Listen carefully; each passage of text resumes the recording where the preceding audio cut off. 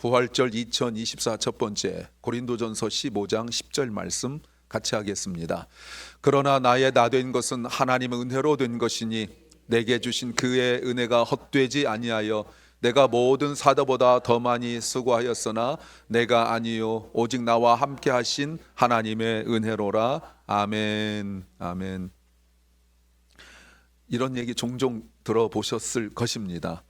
사실 신앙생활 오래 하신 분들은 교회와 자신의 삶, 교회와 가정이 그렇게 크게 분리되지 않았다는 걸 알게 됩니다. 사실 가정이 복잡하고 내 마음이 복잡한데 신앙생활이 편하면 그것도 이상하거든요. 또 교회가 복잡하고 교회 가면 막 신경 쓸 게 많고 시끄럽고 이런데 나는 그렇게 되든 말든 나는 가정이 평안하다, 내 마음이 편하다, 그것도 이상해요. 그래서 신앙생활 오래 하신 분들은 항상 알아요. 가정과 교회가 분리될 수 없다는 것. 그래서 기도 제목에 가정만 기도하는 것이 아니라 교회를 위하여 기도하고 또 교회만 위하여 기도하는 것이 아니라 가정을 위하여 기도하죠. 또 이청 마찬가지인 것이 세상은 복잡하고 세상은 어지러운데 우리 교회만 평안하다. 그것도 이상해요. 또 세상은 평안한데 우리 교회가 복잡하다. 그것도 이상해요. 그러니까 세상과 교회를 분리할 수 없다 이 말입니다. 그러니까 우리가 살아가는 직장이라고 합시다. 직장, 교회, 가정, 이 모든 것들이 분리됨이 없이 그저 조용하고 또 은혜롭고 행복하고 한 것들이 매우 중요하다는 것을 알게 될 것입니다. 근데 요즘에 여러분 기독교를 이렇게 바라볼 때 참 어수선하고 어지럽고 한 것은 부인할 수가 없어요.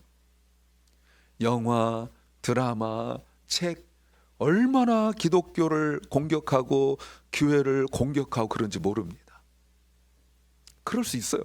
그럴 수 있습니다. 근데 더 큰 문제가 뭐냐면 교회 내에 있는 젊은 세대들이 교회에 대하여 그렇게 신뢰하지 못하고 점점 교회로부터 멀어져 가는 거죠. 많은 교회들이 젊은 사람 없습니다. 다음 세대 없습니다. 앞으로 교회는 어떻게 될까요? 아까 말씀드렸죠. 교회가 평안해야 내 가정도 평안하고, 가정이 평안해야 교회도 평안하고, 내 직장이 평안해야 교회도 평안하고, 교회가 평안해 직장도 평안하고, 이게 딱 같이 삼각구도가 정확하게 균형을 이루어야 되는데 지금 교회가 점점 힘을 잃어가고 있거든요. 앞으로 교회가 어떻게 될 거라고 생각하세요? 그러면 교회의 앞날은 절망입니까? 그럼 우리 가정은 어떻게 해요? 우리 사업장 어떻게 해요? 오늘 한 사람의 간증이 있습니다. 이 사람 말하는 것 좀 들어보십시오. 이 사람이 8절 말씀에 이렇게 말합니다. 맨 나중에 다리 차지 못하여 난 팔싹동입니다. 같은 나에게도 부활하신 주님이 나타나셨습니다 라고 말합니다. 그러면 좋은가요? 자기 자신을 뭐라고 말하냐면 예전에는요, 지금은 그런 얘기 많이 하지 않습니다만 예전에는 팔싹둥이 칠싹둥이 해가지고 달을 꼭 채우지 못하고 난 사람들을 약간 이렇게 옛날에 그래서 약간 이렇게 덜 떨어졌다 이런 표현들을 썼었죠. 근데 자기 자신을 뭐라고 말하냐면 달이 차지 못하여 난자 같다라고 말합니다. 물론 이건 겸손의 표현일 수 있어요. 우리가 바울을 교회 다니는 사람은 알지만 이건 겸손의 표현일 수 있어요. 그런데 여러분 10절, 9절 보시면, 여러분 9절 보면 심각합니다. 나는 사도들 가운데 가장 작은 사도입니다. 겸손의 표현이에요. 그런데 나는 사도라고 불릴 만한 자격도 없습니다. 왜요? 왜냐하면 내가 하나님의 교회를 박해했기 때문이다라고 말합니다. 이건 심각해요. 성경에 보면 바울이 했던 일들이 나옵니다. 하나님의 교회를 박해하고 그리고 교회 다니는 사람들 잡아가고 때리고 감옥에 집어넣고 심지어 죽이기까지 했습니다. 여러분 보세요. 그때 당시에는 이 지구상에 교회가 단 하나밖에 없었어요. 예루살렘 교회 단 하나밖에 없었어요. 그런데 여러분 그 교회가 완전히 다 박살나버린 겁니다. 그래서 사도들 외에는 모두 다 떠나게 되었고요. 모든 교인들이 그 주변으로 또는 멀리 다 떠났어요. 사도들 외에는. 그러면 그때 당시에 여러분 교회를 바라볼 때 누가 이런 교회의 소망을 찾을 수 있겠습니까? 또 누군가 세상 사람들이 이런 교회를 보면서 해도 너무하네, 교회가 무슨 잘못했다고 말할 사람 아무도 없습니다. 그러면 보세요, 교회의 소망을 못 찾게 되어지죠. 쫓겨나니까 멀리 도망갈 수밖에 없지요. 여러분, 그러면 어떡하냔 말이에요. 이런 나쁜 사울, 이번 나쁜 바울을 주님께서 만나 주셨는데, 그래서 어떻게 하셨습니까? 죽이셨습니까? 아니면 패셨습니까? 바울이 부활하신 주님을 만나고 난 이후에 그의 모든 것이 변했어요. 인생이 변하고, 직업이 변하고, 하는 일이 변하고, 생각이 변하고, 태도가 변하고, 목적이 변했어요. 어떤 사람들은 그런 바울을 부러워합니다. 그런데 이 성경을 쓸 때의 바울의 상황을 생각한다면 그렇게 썩 부러워할 만한 것도 아니에요. 얼마나 매를 맞고, 바울이요, 얼마나 사람들한테 수모를 당하고 감옥에 가고 뭐 그러고 있거든요. 그런 바울이 10절 말씀을 좀 다시 보시면, 10절에서 그러나 나는 하나님의 은혜로 오늘의 내가 되었습니다. 오늘의 내가 되었단 말을 영어로 보니까 I am what I am 이라고 말하고 있어요. 이거 누가 하신 말이냐면 하나님이 하신 말이에요. By the grace of God, 하나님의 은혜로 I am what I am이 되었다고 말해요. 나에게 베풀어 주신 하나님의 은혜가 in vain, not in vain, 헛되지 않았다라고 말합니다. 내가 다른 사도들보다 더욱더 열심히 일했는데, 그러나 이렇게 한 것은 내가 아니라 나와 함께 하신 하나님 은혜란 말을 반복하고 있는데, 여러분 보세요. 저절에 보니까 내가 되었다, 오늘의 내가 되었다, I am what I am, 이 말이 여러분 무슨 말입니까? 비로소 인간이 되었다, 이 말이 무슨 말이냐면 원래 이렇게 살아야 되는 것이 나의 인생인데 내가 그거 모르고 살았다는 뜻이에요. 다른 사람들한테 폭력을 휘두르고, 다른 사람들 교회를 박해하고, 그리고 다른 사람들한테 큰 소리 치고 했을 때 사람들이 우러러 보았습니다. 명문 학교 출신이죠, 집안 좋죠, 로마 시민권 가졌죠, 사람들 앞에서 인정받는 그런 모든 걸 가지고 있었는데, 부활하신 주님 만나고 난 뒤에 깨달은 것이 무엇이냐면 그렇게 사는 인생이 내 인생이 아니었다는 사실을 깨달아요. 지금 매 맞죠, 감옥에 가죠, 사람들한테 욕먹죠, 손가락질 당하지요, 막 이러거든요.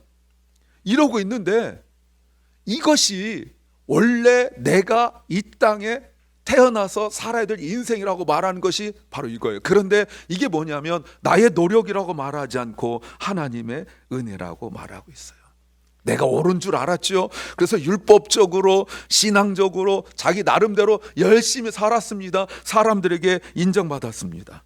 그것이 무엇이었냐면 교회 핍박하는 거였었어요. 그렇게 사는 것은 참된 인생이 아니라고 말하고 있는 겁니다. 나름대로 경건하게 살려고 애썼습니다. 나름대로 율법적으로 말씀을 열심히 지키려고 살았습니다.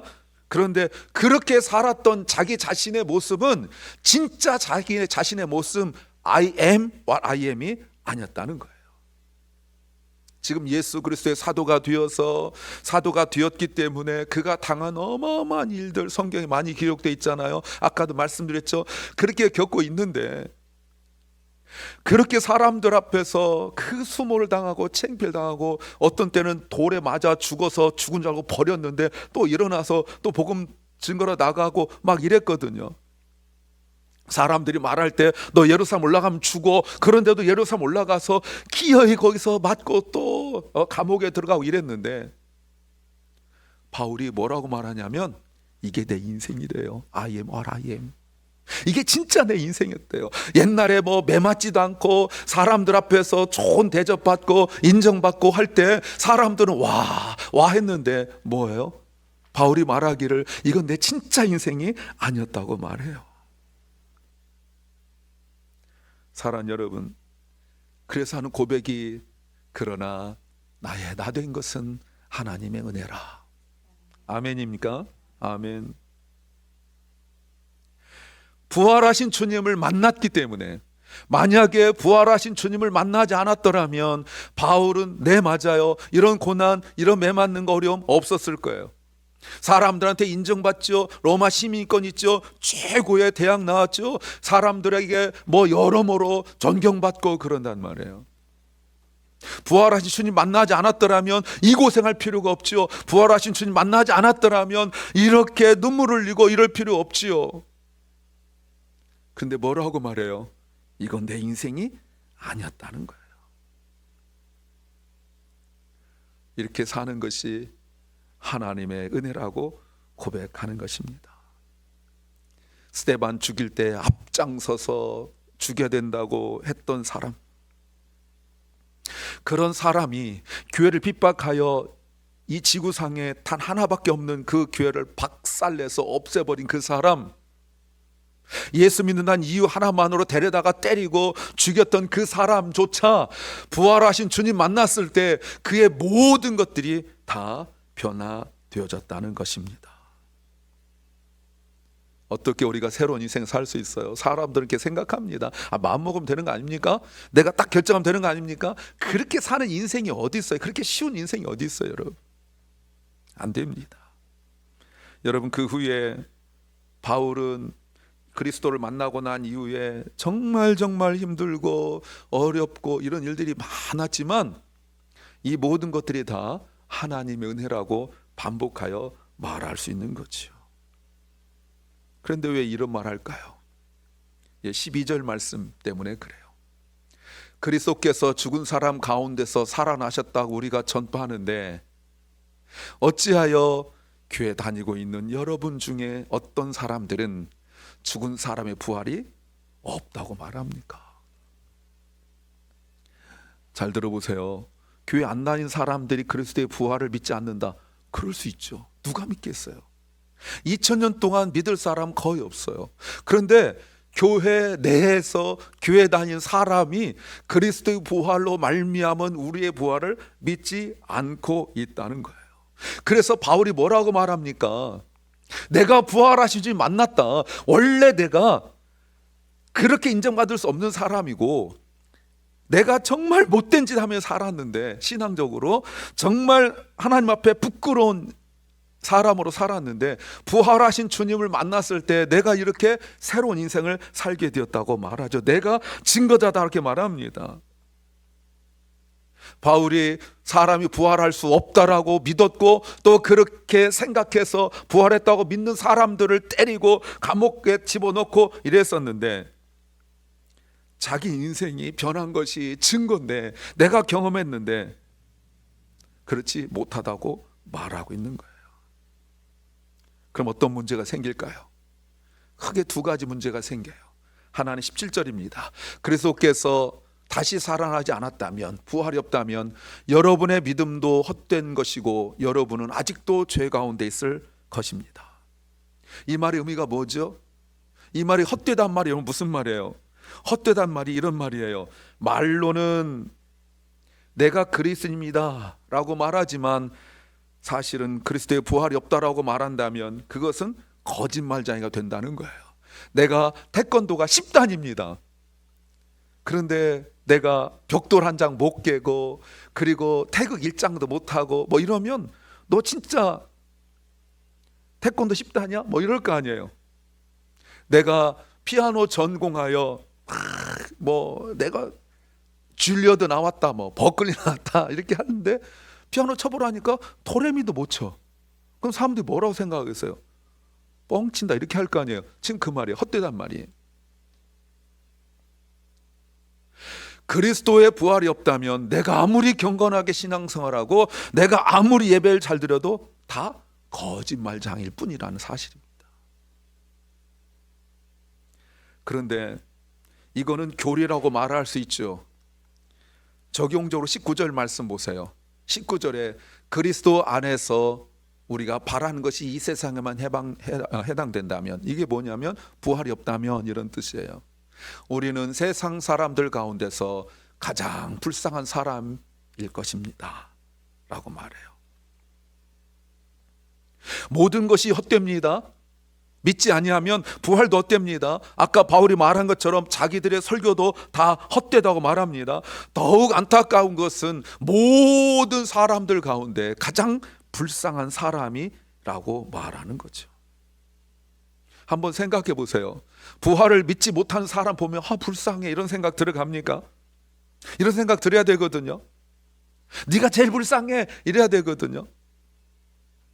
이런 생각이 들지 않는다면, 부활을 믿지 못하는데 거듭나지 못하여 그냥 신앙생활하고 있는 사람 보면서 저 사람 정말 불쌍하다 이런 생각 안 들어간다면 내가 똑같기 때문에 그런 거예요. 내가 똑같기 때문에 그런 거예요. 불쌍하다는 말이 무슨 말일까요, 여러분? 이 말이 성경에 2번 나와요. 근데 이 의미가 좀 더 정확히 나오는 것이 요한계시록 3장 17절 말씀에 라오디게아 교회에 하신 말씀이에요. 보세요. 너는 풍족하여 부족한 것이 조금도 없다고 말하지만, 부자입니다. 사실 너는 네가 영적으로 비참하고 불쌍하고 가난하고 눈이 멀고 벌거벗은 것을 알지 못한다. 여러분, 이럴 수 있습니까? 내가 벌거벗었는데 모를 수 있습니까? 여러분, 눈으로 보이는 것으로 벌거벗으면 알겠죠. 그러나 영적으로 벌거벗고 영적으로 내가 가난하다는 사실은 내가 눈이 뜨이지 않으니까 몰라요. 이렇게 사는 사람은 어떤 사람이라고요? 불쌍한 사람이라는 겁니다. 신앙적으로 이 사람 불쌍한 사람이에요. 겉으로는 돈 많죠. 겉으로는 폼 잡고 다니죠. 네, 내가 지금 집도 그렇고 뭐 사업도 그렇고 뭐 차도 그렇고 모든 게 괜찮죠. 그런데 영적으로 부활이 없음을 믿지 못하는 사람의 인생은 정말 불쌍한 사람, 자기가 누군지 모르고 살아간 사람, 아까 바울이 말한 것처럼 I am what I am이라고 말할 수 없는 사람, 그 사람이 정말 불쌍한 사람이에요. 세상 사람들 말하는 겁니까? 여러분, 예수 믿지 않는 사람들 말하는 겁니까? 아니죠. 교회 다니는 사람, 내가 지금 크리스찬이라고 말하고 있는데 이 사람이 불쌍하다고 말하고 있죠. 그러면 제가 한번 질문을 해볼게요. 여러분, 불쌍한 사람입니까? 아니면 반대로 행복한 사람입니까? 행복한 사람입니까? 그럴 수 있죠. 결혼한 지 1년도 안 됐죠. 지금 뭐 여러분 교회 보면 여보, 우리 여보 이런 사람 없거든요. 여보 그러면 막 득달같이 달려오죠. 이거 치워. 그럼 막 치우죠. 안 행복할 리 없죠. 여러분, 그런 겁니까? 결혼 한 30년 보세요. 여보 듣지도 않습니다. 여보가 한둘이야. 뭐 이름 구체적 불러가면서 아무개야 대답도 안 씁니다. 왜 자기를 부를 리가 없으니까 말이죠. 그럼 불행한 겁니까? 여러분, 누가 불행한 사람이에요? 돈 없는 사람? 젊어서부터 남편 없이 자녀를 키운 사람? 뭐 저희 어머니 같은 분들 불쌍한 분입니까? 사업이 망한 사람이 불쌍한 사람이에요? 몸이 아프고 병든 사람이 불쌍한 사람이에요? 아니면 주변에 아무도 없이 외로운 사람이 불쌍한 사람? 물론 불쌍합니다. 그런 사람도 안 불쌍해 이럴 일은 없어요. 그런데 여러분, 신앙적으로 보면 남편 없이 2 아들을 키워도 여러분, 세상 사람들이 불쌍하여서 아이고 남편 없이 이렇게 2 아들 키워 라고 했지만, 우리 어머니 지금도 얘기해보면 행복하다고 그러세요. 지금 아들 2 다 목사 돼서 하나는 미국에 있고 하나는 뭐 같이 살지도 못하고 혼자 계시는데, 어머니 힘드시죠? 아니, 나 행복하다. 물론 아들을 위로하려고 하시는 말씀이 있죠. 여러분, 병들면 불쌍한 겁니까? 내가 사업이 힘들면 불쌍한 겁니까? 신앙적으로 말씀드리는 거예요. 제가 뭐 경제적인 거 말할 수가 없잖아요. 저는 지금 목사로서 신앙적을 이야기하는 거고, 성경도 마찬가지. 주님께서도 네가 비참하고 불쌍하다, 가난하다, 눈 멀었다, 벌거벗었다, 지금 주님께서 돈을 말씀하시는 거냐 이 말입니다. 라오디게아 부자예요. 큰 교회예요. 근데 불쌍하대요. 예배당은 어마어마하게 크게 해놨는데 주님 뭐라고 말씀하시냐면 너 불쌍하다 이러시는 거예요. 그게 동의가 되십니까? 가진 것 없고 힘들어도 행복하다는 거 경험하신 분들 많잖아요. 예수 그리스도의 부활과 나의 부활을 믿지 못하는 사람이 가장 불쌍한 사람이에요. 사람들 볼 때 내 몰골을 보고 내 꼴을 보고 불쌍해 라고 말하지만, 신앙적으로 주님 볼 때는 나는 부유하고 그리고 나는 행복한 사람이고 신앙적으로 주님께서 영적으로 볼 때 저 사람은 내 앞에서 폼 잡고 돈 있다고 뻐기고 있지만 주님 보실 때 불쌍한 사람이에요. 제 전에 말씀드렸잖아요. 제가 목사님들 가끔 찾아올 때 저를 어떤 때 전혀 모르는 분들 찾아오잖아요. 제가 묻죠. 왜 저를 찾아왔냐. 그때 대답해드렸잖아요. 목사님은 저하고 연락도 해본 적도 없는데, 내 목사님 만나서 뭐 밥 같이 먹어본 적도 없는데 저를 왜 찾아오셨어요? 그랬더니 목사님 멀리서 보기 다행이죠. 멀리서 보니까 목사님이 가장 행복해 보여서 찾아왔대요. 그거 아멘입니까? 예. 그런 건 제 아내한테 물어봐야죠. 진짜 행복한 사람인지를.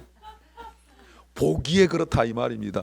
근데 그 찾아온 목사님은 저보다 뭐 교회 규모나 뭐 성도 수나 10배가 뭡니까? 20배, 30배 뭐 그 이상의 어마어마한 큰 교회, 뭐 차를 딱 보더라도 저하고 비교도 안 되는 차. 지난번에 제 학생들 강의하고 만나서 가는데 저만 저 차 타고 나머지는 다 BMW, 뭐 벤츠, 뭐 테슬라. 와, 쫙. 그 앞에서 내가 폼 잡고 여러분 이랬는데 나갈 때 보니까 내가 타고 싶은 차는 쫙 있더라. 그래서 불쌍합니까? 여러분, 예수 그리스도의 부활을 믿지 못한 사람이 가장 불쌍한 사람인 것을 믿으시기 바랍니다. 여러분, 사도행전 말씀 보세요. 사도행전 26장 14절 말씀에 우리는 모두 땅에 엎어졌습니다. 지금 바울이 예수님 처음 만났을 때 간증하는 거예요. 그때 히브리 말로 나에게 사울아 사울아 너는 어찌하여 나를 핍박하느냐 하면서 바울의 인생을 말하는데, 사울과 바울은 같은 사람이에요. 가시 돋친 채찍을 발길로 차면 너만 아플 뿐이다. 이게 지금 그렇게 잘나서 사람들 인정받고 앞장서서 모든 일을 하던 바울을 향하여 주님께서 한마디로 너의 인생이 어떤 인생이라고 말씀하고 있는 거예요. 네 인생 불쌍한 인생이야. 앞에 말을 끌고 가는데 말이 이게 귀찮으니까 뒷발질로 막 뒷발질 하는데 뒤에 뭐가 있냐면 가시가 있어요. 뒷발질 할수록 아프다 이 말입니다. 심은 대로 거두는 거죠. 이런 인생 여러분 아십니까?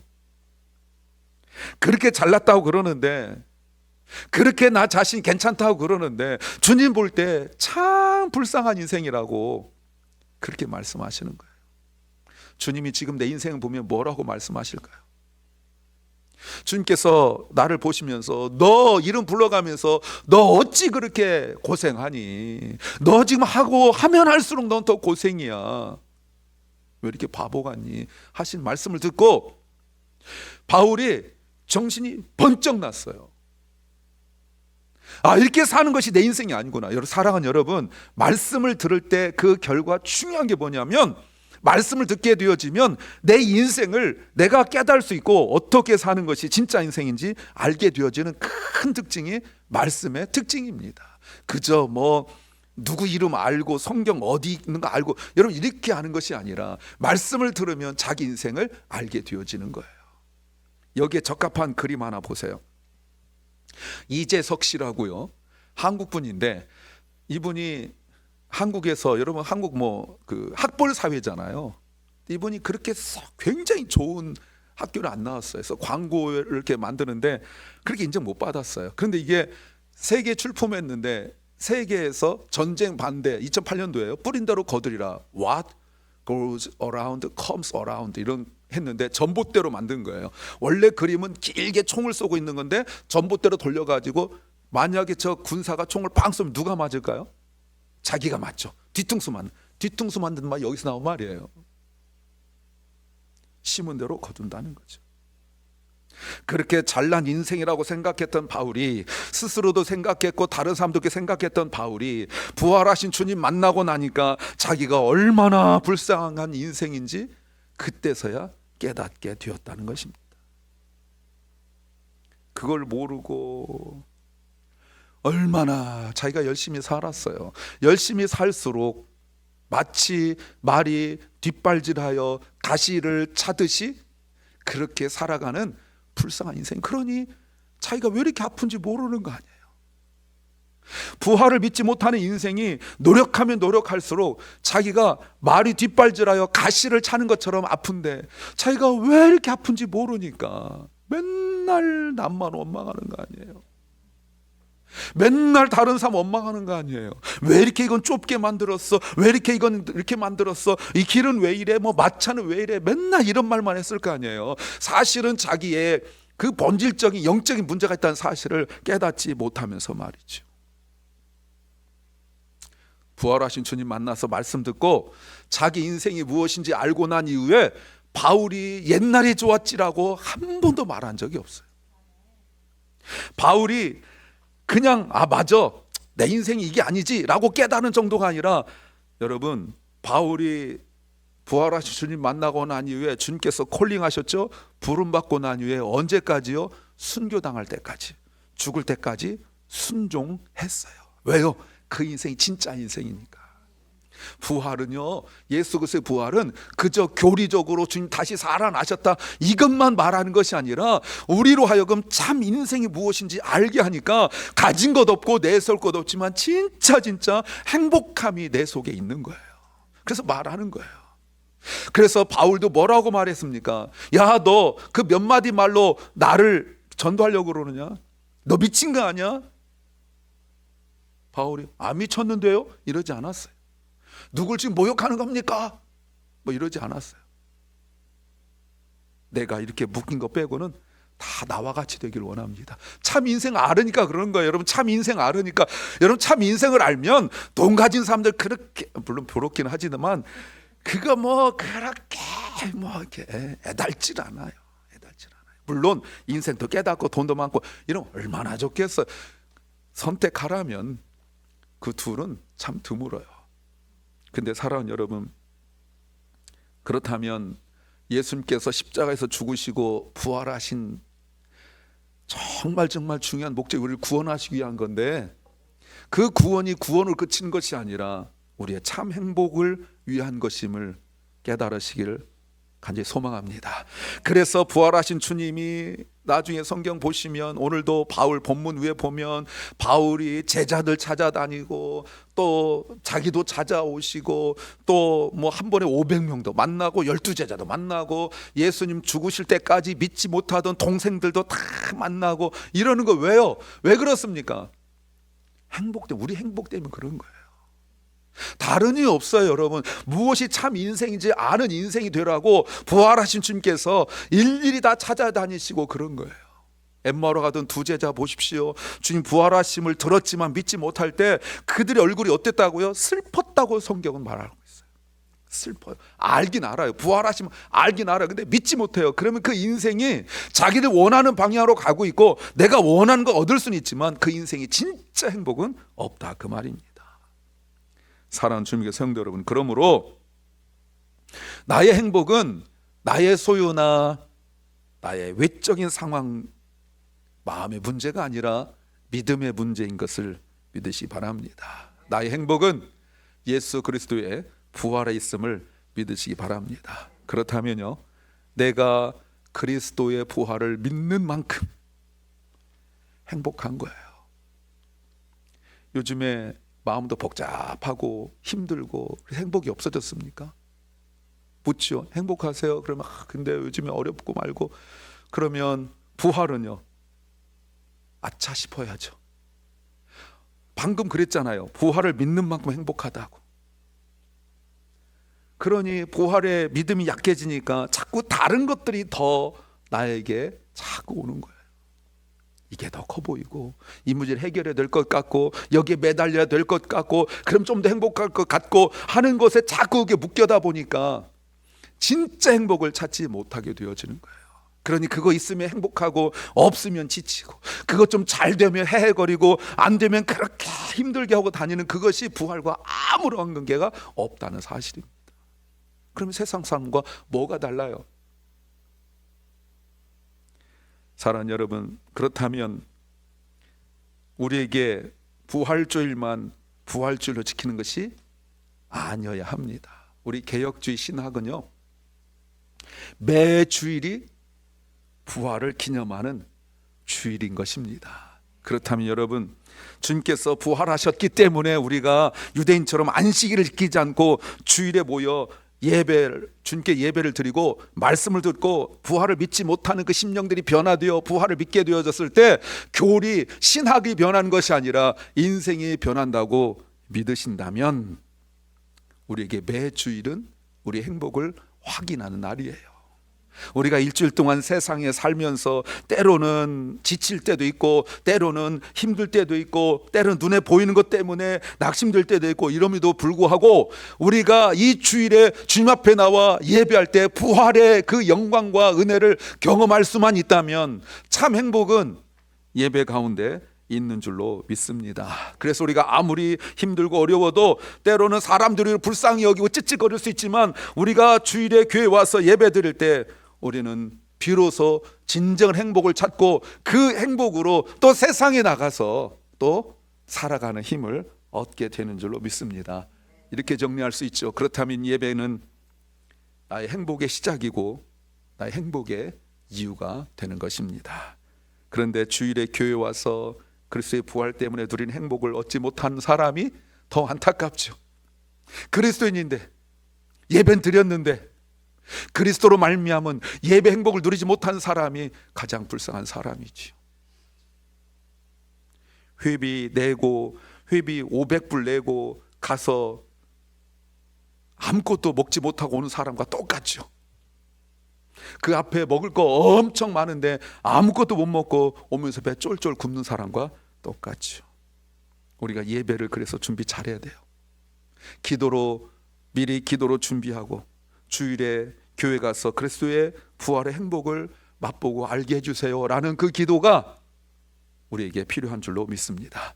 그럴 때 주님께서 베풀으시는 은혜를 우리가 새삼스럽게 깨닫게 되어지고 우리 청소년들이 우리 성도들이 비로소 하나님의 은혜로 By the grace of God I am what I am 이 사실을 깨닫게 될 것입니다.